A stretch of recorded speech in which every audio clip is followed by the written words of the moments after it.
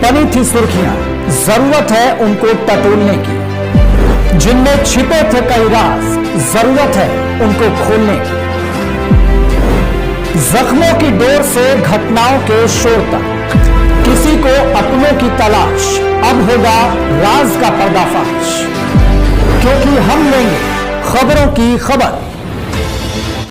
माननीय इलाहाबाद हाईकोर्ट ने लगातार 4 महीने बहस सुनने के बाद में ये आदेश दिया था कि जितने भी सीके जन्मस्थान से संबंधित मुकदमे हैं वो सुनवाई योग्य हैं, मेंटेबल हैं, क्योंकि माननीय न्यायालय में मुस्लिम पक्ष और हिंदू पक्ष के बदलाव के मत में लिमिटेशन एक्ट पर बहस हुई, वक्फ बोर्ड एक्ट पर बहस हुई और वर्शिप एक्ट 1991 पर बहस हुई।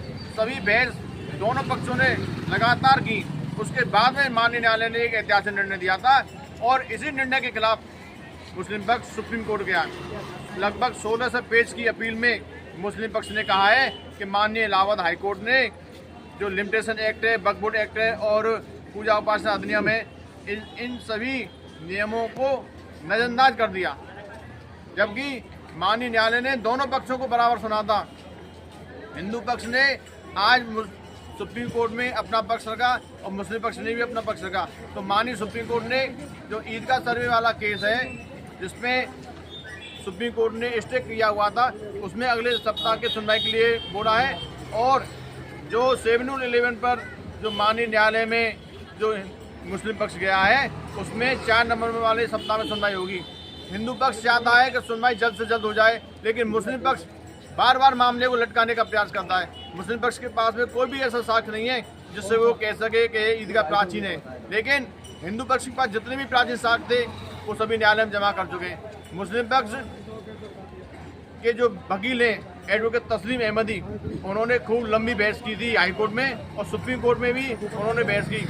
माननीय सुप्रीम कोर्ट ने कहा है कि हम आपकी अपील सुनेंगे, लेकिन जो हाई कोर्ट में सुनवाई चल रही है वो जारी रहेगी, उसमें माननीय न्यायालय ने कोई रोक नहीं लगाई है।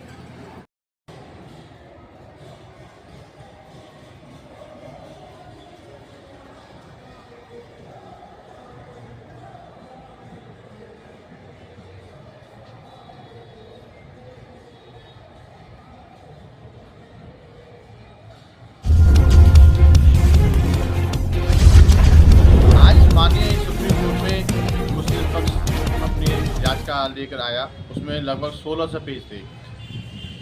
इलाहाबाद हाईकोर्ट के फैसले के खिलाफ मुस्लिम पक्ष सुप्रीम कोर्ट आया है। माननीय इलाहाबाद हाईकोर्ट ने 7-11 पर, लिमिटेशन एक्ट पर और वक्फ बोर्ड एक्ट पर लगातार 4 महीने बहस सुनने के बाद में एक ऐतिहासिक निर्णय लिया था, जिसमें माननीय न्यायालय ने कहा था कि जितने भी सीके जन्मस्थान से संबंधित मुकदमे सभी सुनवाई होगी। इस आदेश के खिलाफ मुस्लिम पक्ष सुप्रीम कोर्ट गया है। तो माननीय सुप्रीम कोर्ट में आज सुनवाई हुई।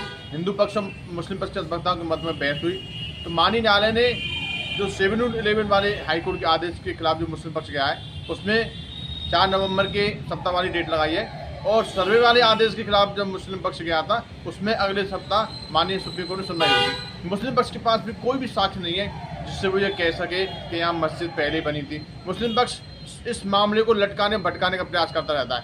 मुस्लिम पक्ष नहीं चाहता कि यह हिंदू मंदिर बने, क्योंकि मुस्लिम पक्ष बार बार यही न्यायालय से अनुरोध करता है कि इन सभी मुकदमों को खारिज कर दिया जाए, लेकिन न्यायालय ने सबूतों के आधार पर फैसला दिया है। सभी कृष्ण भक्त चाहते हैं कि भगवान श्री कृष्ण का यहाँ भव्य मंदिर बने और यहाँ से मस्जिद हटे।